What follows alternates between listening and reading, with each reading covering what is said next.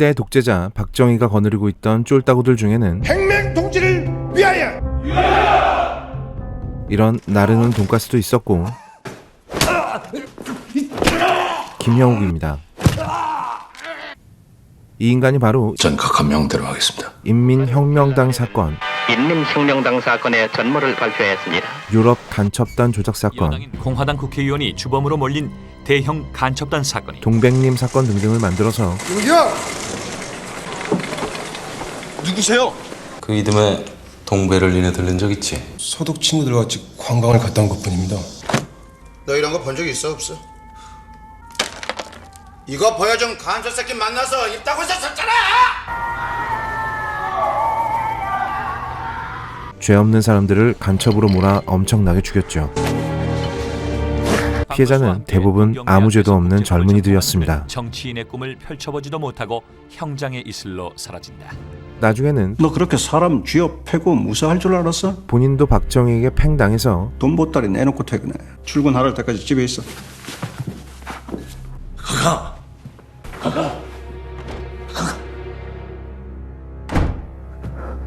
중경수가 잘린 소식 들었지? 그렇게 나는 새도 떨어뜨릴 것 같은 양반이, 응?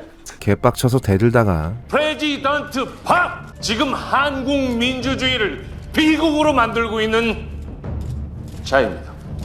당모의 신세가 됩니다.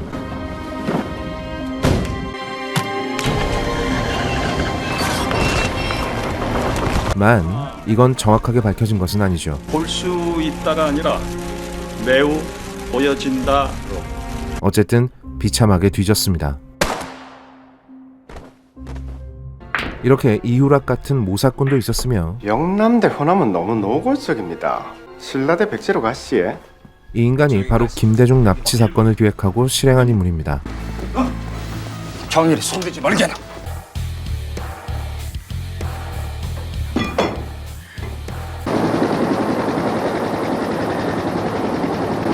우습게도 자기 역시 박정희에게 언제 팽당할지 모른다는 불안감에 이런 일을 벌였습니다. 같이 많은 일을 할 줄 알았는데.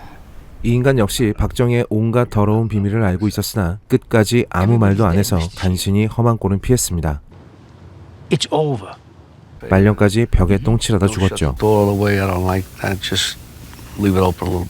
이렇게 박정희 똥꼬를 열심히 빨아주다가 내가 가! 네! 우리도 한 10,000명. 딱 10,000명만 땡크로 그냥 깔아버리면 까짓거 충분합니다. 뒤죽은 듯이 엎어져 자빠질 것들이 그냥. 대통령 경호실장이 자국민을 탱크로 밀어버린다는 말을 하고 있는 겁니다. 지금 박정희랑 같이 사이좋게 총 맞아 뒤진 너무 건방져 이 새끼야! 기웅신 경호실장 이런 놈이 총도 안 차나? 차지철 같은 개새끼도 있었습니다. 단식 투쟁한다 그래서 뭐 규정 위반입니다. 총 차시죠. 정권에 가까워 보시고 술맛 떨어진다고 그러시더라. 이 새끼는 인간이 아니라 벌레였습니다. 독재자 학문에 기생하던 기생충이었죠. 야, 벌레 새끼야! 너 여기서 왜 사람 흉내내? 물론 김재규도 부하들 중에 하나였죠. 내가 이거 벌써 1년이 넘도록 이 냄새를 각하한테 품고 다녔으니 죄송스러워서 그는 박정희의 온갖 병신 같은 짓거리를 견디지 못하고 부산 마산은 섬이 아닙니다. 서울까지 번지지 말란 법 없습니다. 내가 직접 발포 명령을 내리면 누가 날 사형시킬 거야? 어? 박정희를 직접 죽여버립니다.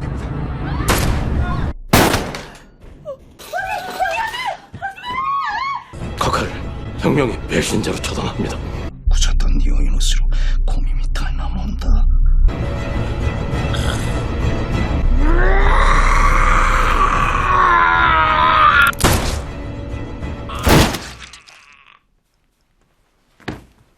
그 후에 6본이 아니라 자기의 홈베이스였던 중앙정보부로 갔다면 역사는 어떻게 됐을지 아무도 모르겠죠. 그건 원래 역사에 만약이란 없습니다. 빨리 오라고. 그리고 박정희의 따까리들 중엔 이 문어대가리도 있었습니다. 안 그래 전 장군? 예. 물론 박정희가 살아있을 땐 어이, 전대령.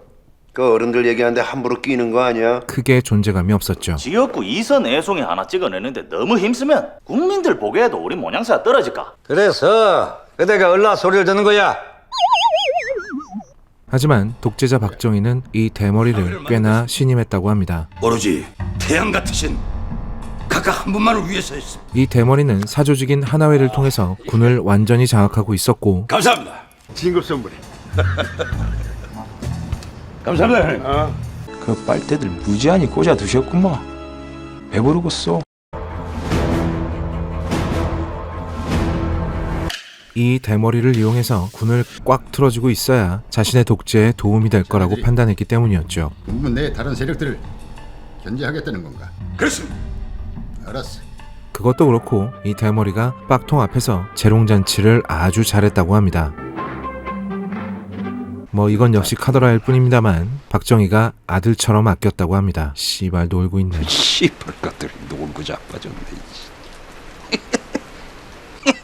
이 인간은, 아니 이 문어는 박정희가 죽기 전부터 박정희처럼 이 나라를 통째로 들어먹을 생각을 하고 있었습니다.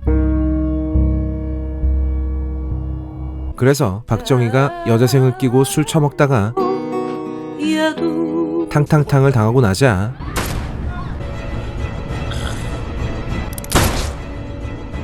어이 어때? 저 또라이 젤마가 지 혼자서 총질하고 지랄한 게 맞지? 가장 먼저 한 일이 그의 비밀 금고를 터는 것이었죠. 당시 비밀 금고에는 9억 5천만 원 정도가 들어있었습니다. 1979년에 9억 5천이라면 요즘 강남 아파트 시세가 한 채에 3천만 원이랍니다. 지금 돈으로 환산하면 대충 200억 정도가 됩니다. 알겠습니다. 그리고 이 문어 대가리는 모종의 사태를 통해서 계엄군의 실권을 모조리 집어삼키게 됩니다. 계엄군의 실권을 잡았다는 이야기는 당시 대한민국의 실질적인 권력 최상위에 올라앉게 되었다는 이야기죠. 야, 이 반란그놈의 새끼야! 아마 대한민국 역사상 가장 족같은 사진 중에 하나일 겁니다. 그리고 당시 대통령이었던 최규하를 바지사장으로 세우고 비상계엄을 전국으로 확대하게 됩니다. 8분 만에 토론도 없이 비상계엄 확대안이 통과됐습니다.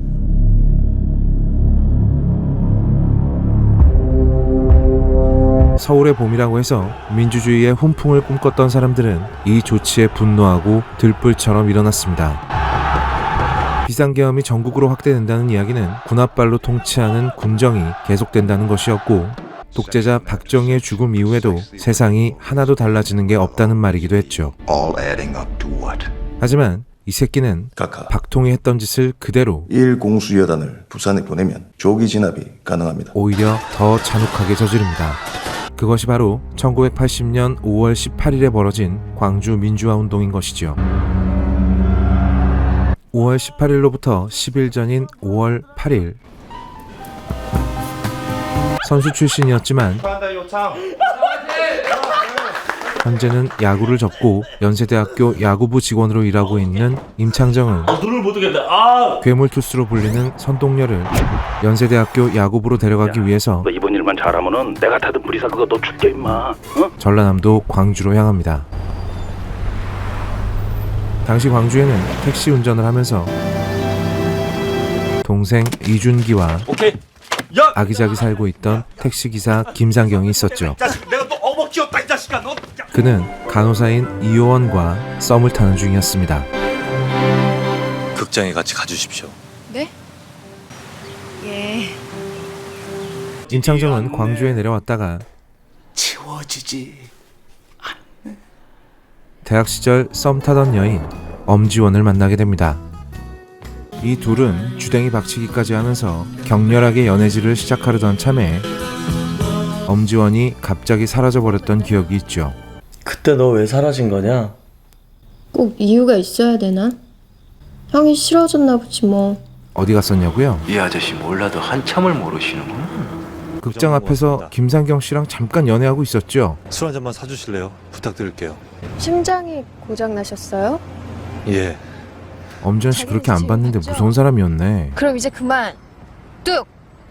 그렇게 안 봤는데 정말 무서운 사람이다. 어쨌든 I know you're not following what I'm saying anyway, right? That's okay. That doesn't matter. 조금씩 어목해지던 그때의 광주에서 임창정은 경찰에게 끌려가는 엄지원을 구해내고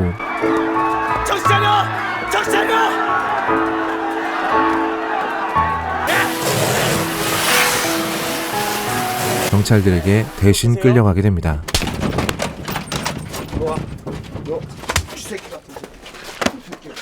그 이후 그의 행방은 알 수 없게 되어버렸죠. 저 서울시민인 거 아시잖아요. 그게 5월 18일 새벽에 있었던 일입니다.